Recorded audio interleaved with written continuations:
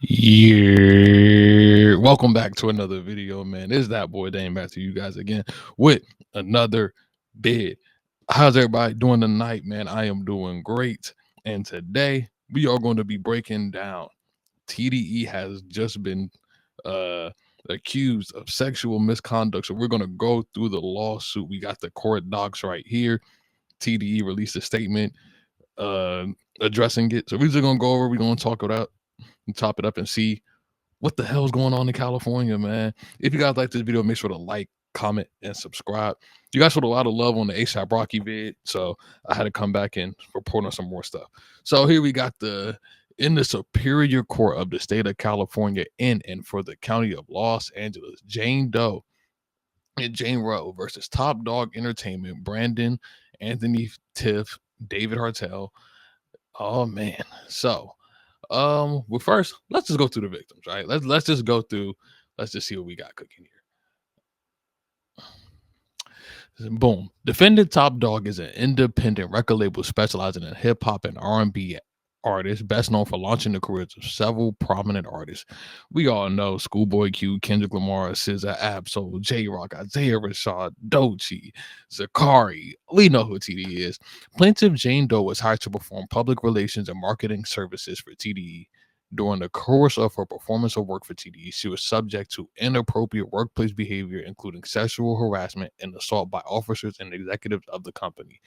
Moreover, Miss Doe was not adequately compensated for the services she performed for TDE, which reneged on his contract for payment and refused to pay her what she was owed. So, sounds like some sexual harassment by the execs at TDE and not paying her. That's the first victim. Now we have Jane Roe here, who was a friend of one of the artists signed to TDE, hereinafter Artist A. In exchange for her providing moral support to Artist A, TDE provided her room and board at a house owned by TDE that doubled as a studio.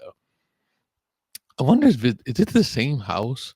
I could be dead wrong. I don't really keep up with the TDE behind the scenes. I wonder if it's that same house that Kendrick and Schoolboy Q was in on that one video. That would be interesting if it was. During her stay at the TDE property, Miss Rowe was sexually harassed twice by TDE employees, one of whom gave her alcohol despite her being underage in an attempt to further sexual advances. Yeesh, that's not good. TDE leadership knew about these instances of sexual abuse as well as the failure to properly compensate Miss Doe, yet took no action to prevent further violations, disciplined the individuals involved, or offered support services to the plaintiffs. So it sounds like TDE, the top dogs at TDE, they knew about the abuse, did nothing about it, still didn't pay the first victim, and did not discipline or offer support to the plaintiffs. Yeesh, that's not a good way to start. All right. So the parties involved, we got plaintiff Jane Doe is a California resident who performed services for TDE from 2019 through the beginning of 2024. Plaintiff Jane Roe is an Arizona resident who was sexually harassed by TDE employees between 2020 and 2021 while living in a home provided by TDE. Yeesh. Defendant Top Dog Entertainment is a California corporation with a principal place of business located at 9595 Wilshire Boulevard. Ooh, okay, they dropped the whole address on here. Ooh, hopefully nobody slides through. Defendant Brandon Tiff is the chief marketing officer of TDE and resides in Los Angeles County.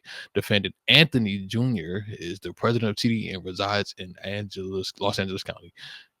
Mr. Tiff Jr. is also known under the pseudonym Musa. I think I've definitely seen him somewhere for sure. I'm really not good at the people at NTD behind the scenes. Like I know Punch, I know Top. I've definitely seen Musa, but I'm just not familiar. I'm not as familiar. I wish I was though. Okay, bet. The true names and capacities of those 1 through 10 inclusive are unknown to plaintiffs who sue such defendants by use of such fictitious names. Plaintiff will amend this complaint to add the true names when they are ascertained. Plaintiff is informed to believe and thereon alleged that each of the fictiously named defendants is legally responsible for the occurrences herein alleged, and the plaintiff's damage as herein alleged were proximately caused by their conduct. On information and belief at all times herein mentioned, each defendant was the agent, party, joint venture, representative, or employee of the remaining defendants and was acting within the course and scope of such agency, partnership, joint venture, or employment. In engaging in the conduct described below, the defendants were all acting with the express or implied knowledge, consent, authorization, approval, or ratification of their co-defendants. This court has jurisdiction in the matters because defendants reside in the state of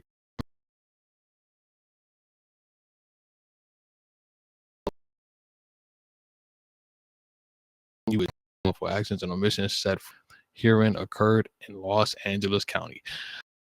All right, bet. So let's go ahead. Let's get to the first thing. Professional service unpaid compensation owed to Jane. If we don't remember who the Jane Doe is, first one California resident who performed services for TDE from 2019 through the beginning of 2024.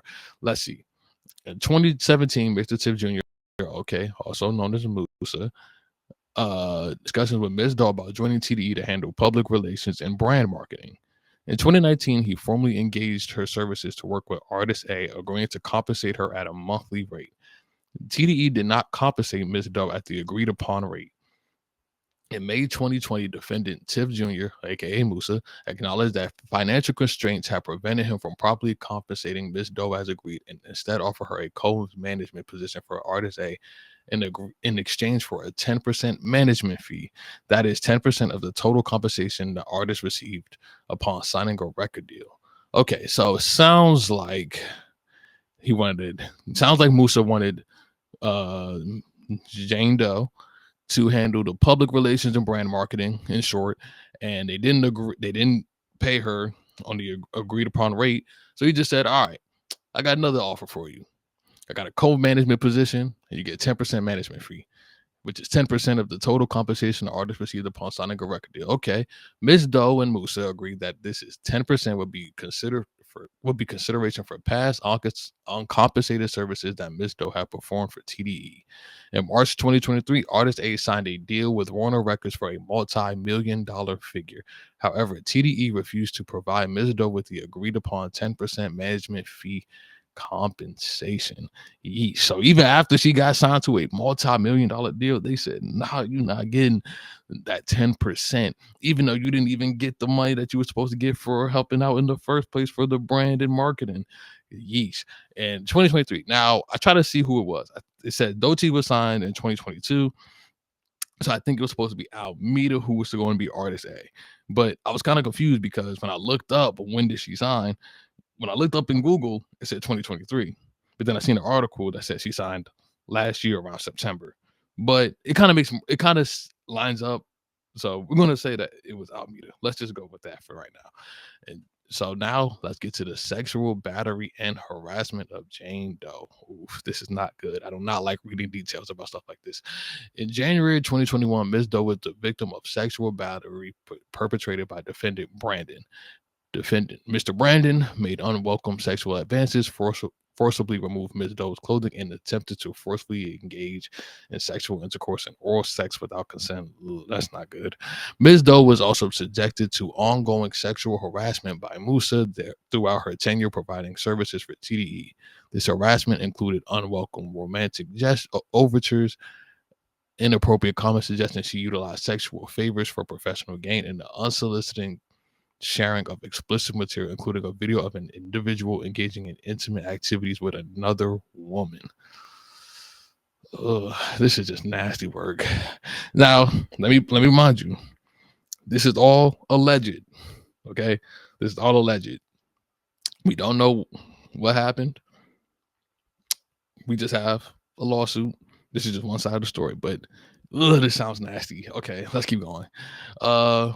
Mr. Tiff Jr. also used Miss Doe's home as a covert location at which to cheat on his partner, bringing various women to the home and engaging in sex with them in Miss Doe's guest bedroom. Huh. That is, I don't know. That's kind of wild. Kind of wild. You just bringing Jones to the crib, to this woman's crib and in the guest bedroom, bro. Like, this is nuts. This is nuts. Sometimes when I be reading stuff like this, it's not to say I don't be believing it. It just sounds so wild. Like, what were you thinking? Like, what is going on here? Like I said, these are all allegations and alleged. So I'm not trying to do too much. He's like, everything right now is he said, she said, but sometimes details like this, even when I read the Joy Taylor one, it's just like, what were y'all doing? All right. Sexual harassment and assault of Jane Roe. That is the second one if we do not remember who Jane Roe is. Arizona resident who was sexually harassed by TDE between 2020 and 2021 while living in a home provided by TDE. All right, bet. In late 2020, plaintiff Roe, a friend of artist A, moved to California to provide her moral support in her career. That could be out me. That could be anybody in TDE. I'm gonna just assume it's out her. TDE considered this a valuable service. In exchange for her support, artist A TDE provided Miss Rowe with room and board in the TDE owned property. This like sound like going to boarding school, room and board. She going to college, like it's like artist development school.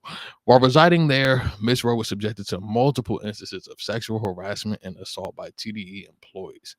In November or December 2020, a TDE employee known as Dawg approached Miss Rowe from behind the kitchen and without consent rubbed his I already hate reading this stuff. Erect genitalia against her buttocks on two separate occasions.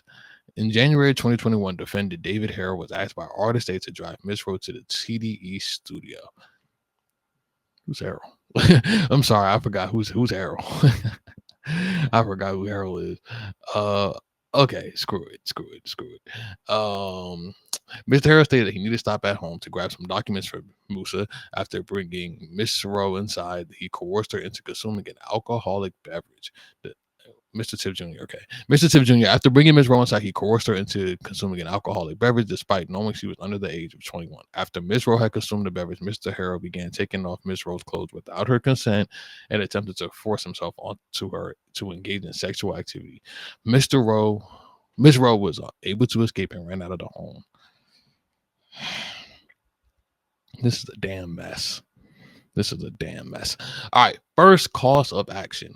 Plaintiffs hereby reallege and incorporate by reference all paragraphs above as is set forth in detail herein. This cause of action is brought by Plaintiff Doe against defendants TDE, Anthony Tiff Jr., and Brandon Tiff, and by Plaintiff Rowe against defendants TDE and David Harrell. Who is this David Harrell guy? I'm sorry, y'all. I'm trying to remember. I'm like, yo, the name sounds familiar for TDE, but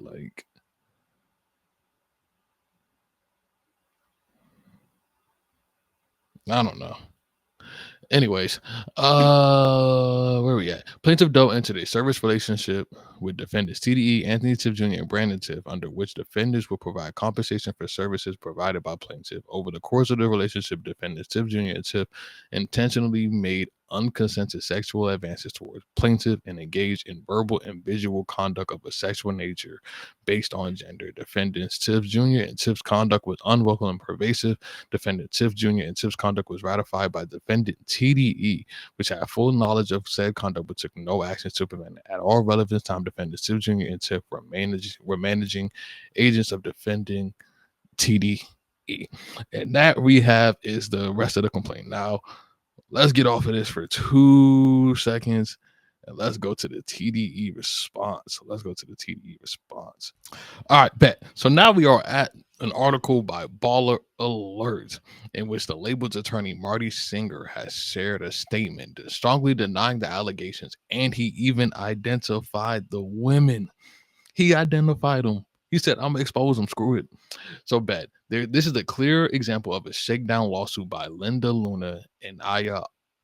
I'm sorry, I don't know how to pronounce these names, who made a demand of $48 million. Good Lord. Through their attorneys on fabricated claims, and whose attorneys are looking for their 10 minutes of fame. Good Lord.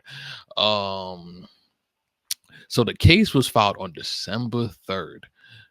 They anonymously filed Los Angeles Superior Court, and we kind of just finding out about it. So we'll save ourselves to the end. Bet there are text messages and communications that totally refute these baseless claims. Additionally, Miss Luna and what's her first name? Because I'm not trying to Aya. When I'm sorry if I'm so bad at names. Whenever employees of Top Dawg Entertainment, we are confident that we will prevail in this action. And boom. So that is it for all the reporting. My thoughts on it. I really don't like to talk too much about where I lean one way or another. We kind of just have to see how this plays out. I do think certain things do look a little funny. The timing that this comes out, filed December 3rd. Kind of hear about it a week before the Super Bowl. We all have our conspiracy theories of who we might be involved. Drake, but well, I'm not saying Drake is involved. I'm just saying that this does look a little funny. Like what's going on here? Like why are we just now hearing about this? And I just voted them last night. Whether I really believe the claims or not, like I said, I'm not one to say what's true or what's not. We only heard one account.